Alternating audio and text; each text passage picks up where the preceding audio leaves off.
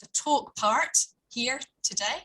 I'm Carol McDermott. I'm one of the conveners from the TED and EAP SIG, and we're delighted to see so many people from so many different countries here today, and at the end of the term as well. And our second last TED and EAP event in August, we were dipping our toes in the water, asking people what was interesting and puzzling about their practice. And so we're really delighted to have Judith Hanks here today to talk about exploratory practice, which you may be familiar with, but if you're not, it's a really exciting, sustainable, inclusive approach to practitioner research. Judith's associate professor at University of Leeds, leads the TESOL program, and you might know her from prolific writing on exploratory practice and general teaching and EAP. I first met Judith actually in that top building there in the Parkinson, and I think about 2008.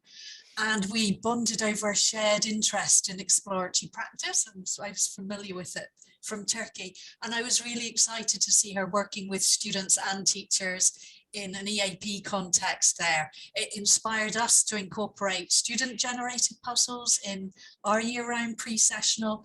And over the years, I've really enjoyed reading Judith's work, seeing her speak. We've enticed her up to Glasgow a few times.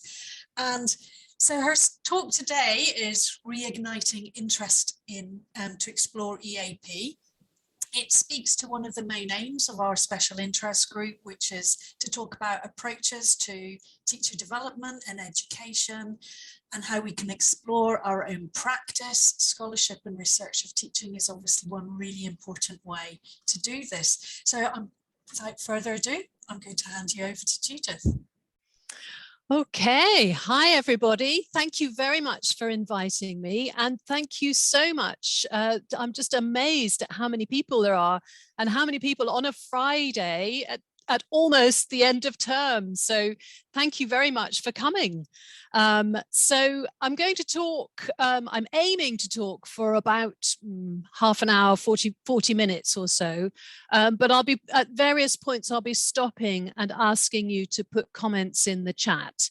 And then at the end, I hope we can have a sort of plenary discussion where people can put their cameras on, their microphones on if they want to, or continue talking in the chat. We will, of course, aim to finish on time, but if for some reason we get to a little bit before, what will it be, 2:30, then we will just simply finish, because it's the end of a long term for many of us, and I know we're all feeling pretty tired. So Juana, yes, I can completely understand. If you have to leave for teaching, that's completely okay. Don't worry. We'll be recording, so we can come back to this at any time.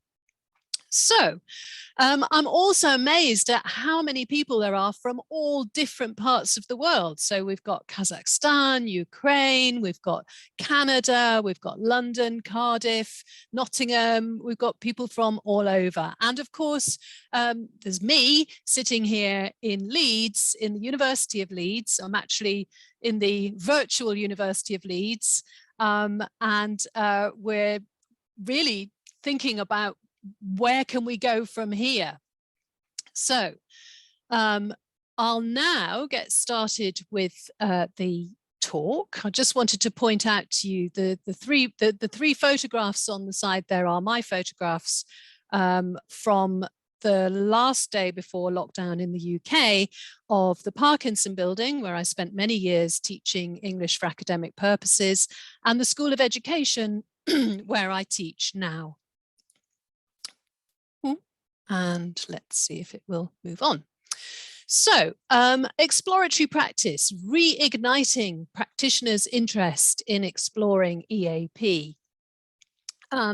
What I'm thinking about here is just how exhausting it is to do work, to do the work that we do, to be teaching, and then in many, many cases to then add on research, scholarship, practitioner research, praxis, whatever you want to call it. And I'll be sort of thinking about some of those questions there about how do we incorporate those things into our practice in a way that doesn't make us feel burnt out and exhausted, but actually helps us to reignite our interest and our enthusiasm. I'll be referring to various books and publications as we go through the talk, and I've provided a long list of publications, not just by me, which we can share at the end of the talk if anybody's interested. But those 4 books on the side there, 3 of them are either by me or co-written by me, solo authored, or edited by me. The 4th one, the white one there, is edited by Assia Slimani-Rolls and Richard Kiley. All of 4 of which I think will be relevant to today's talk. Okay, so don't worry, by the way, if the writing on the screen is very small. If you're looking at this on a mobile phone, I will be reading out the important bits, and anything that I don't mention it's there as a sort of memory aid for me. So position statement then, where am I coming from? I've been teaching English since 1987, working as an ELT teacher in general English, working also as a CELTA teacher trainer and teacher educator in Italian state schools as well. A sort of key moment for me was in 1997 when I did my master's in applied linguistics and ELT at Lancaster University, and I sort of met exploratory practice. And since then, I've been just endlessly fascinated by what exploratory practice enables me to explore in my practice. So from 1999 to 2012, I worked at the Language Centre at the University of Leeds. I was an EAP teacher, senior teacher fellow. I was in charge at one point of teacher development. I replaced the outgoing director of learning and teaching. I attended and presented at BALEAP PIMS and BALEAP conferences. And I conducted my doctoral studies during that period, finally earning my PhD in 2013. And in 2013, I then moved over to the School of Education, still within the University of Leeds, where I've been leading programs like currently the MA TESOL and Teacher Education and MA TESOL China. All of which to say, I kind of know what I'm talking about, both in terms of EAP and in terms of teacher education. So I've got kind of a long history there. But at the same time, I'm constantly intrigued, interested, surprised, puzzled by my own practice and by the practice of teachers in EAP and in other aspects as well. One of the things that I'd like to do in today's talk is to link the exploratory practice or EP work that I've been doing with the Teap Competencies, the BALEAP Teap Competencies. And the one that I'm particularly interested in is the one to do with continuing professional development.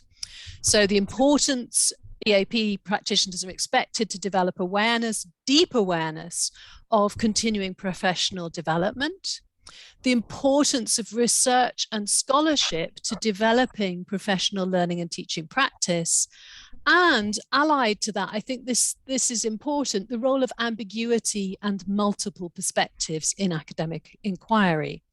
And at the same time, the importance of critical reflection on one's own practice. So all of these things, I think, connect together to what I'm going to talk about in terms of exploratory practice. As I'm doing so, I'm keeping in mind notions of scholarship, and I sort of take Healy et al.'s comment about scholarship, which is quite a contested notion in itself, but they talk about the notion of a university where research and teaching are linked exercises, where each enriches the other. And I think that's quite a helpful way to see scholarship.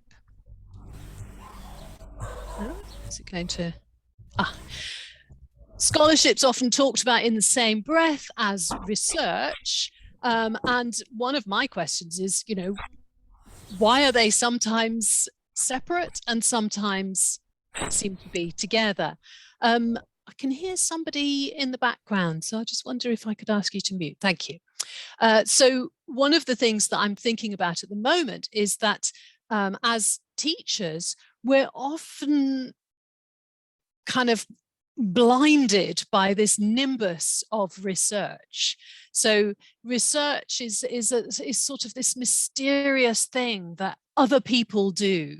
Maybe it's the academics do, or maybe it's those people with sort of with white coats and glasses, and they kind of poke around. So I think there's a sort of mystery has grown up around research.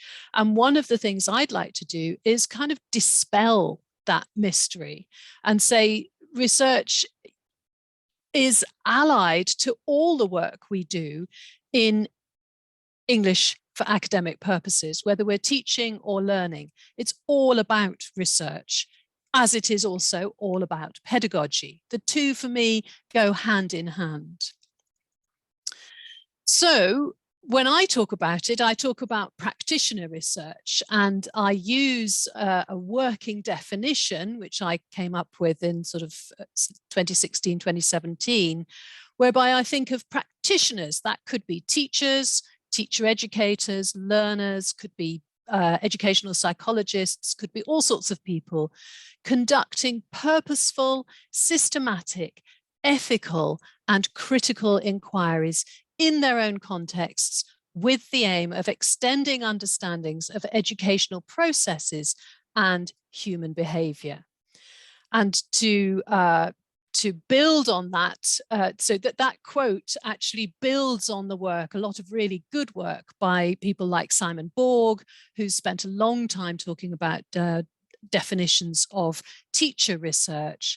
I broaden it out, so not just teachers, but also teacher educators, learners, and so on.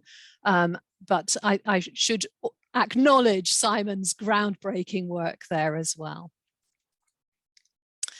Okay, so why do we need practitioner research? You won't be surprised to know that I think we do need it. And I found this quote by Given Miller from 2006 really helpful. So it's talking about teachers and learners searching together for understandings, articulating them to each other, and developing an enriched classroom awareness by which the nature of the experience of classroom life becomes positively enhanced. What Simon Borg says is that it, in other words, teacher research or practitioner research, has undeniable transformative potential to enrich and improve the work of teachers, the experience of learners, and the effectiveness and credibility of organizations. So again, two really, really helpful quotes there. So I've talked for a few minutes. I'd now like you to spend a few moments just writing in the chat. Could you spend a moment just saying, have you engaged in practitioner research yourself? Doesn't matter what kind, but have you done any? And if yes, which one was it? What name did you give it? So I'm going to be quiet for a moment and let you type.